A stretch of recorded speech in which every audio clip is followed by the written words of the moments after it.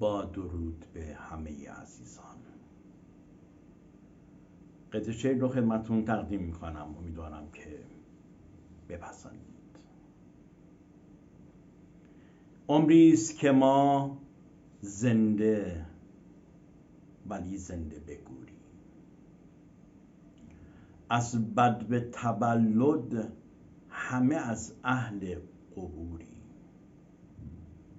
انگار که دنیا ز ازل خانه ما نیست، یک کوچه تنگ است که در حال عبوری.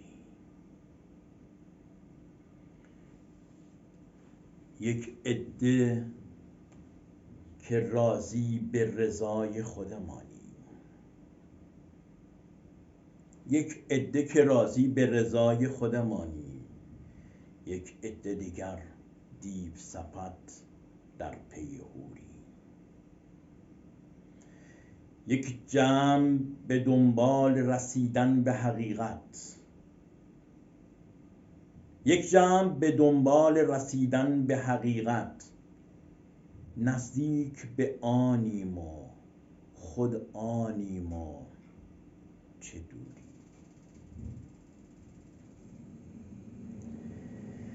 یک جمع دیگر در به در نور هدایت، یک جمع دیگر در به در نور هدایت، غافل شد از خویش که ذاتاً همه نوری. دیری است که از منتظرانیم و صد افسوس، غایب خودمانیم و به دنبال ظهوری. حاضر نه حضور است و حصول است، شعور است.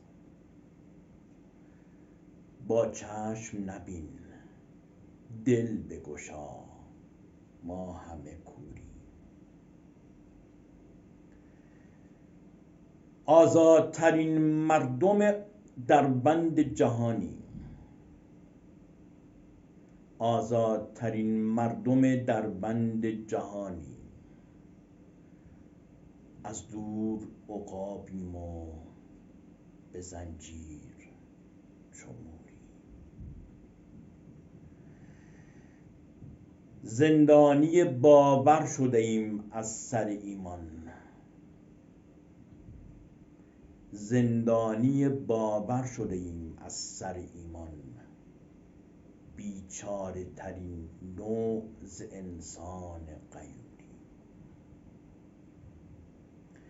شب بود و قرار آن که به صبحش برسانیم،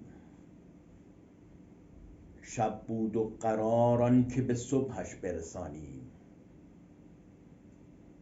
شب رفت ولی ما همه در خواب سموری.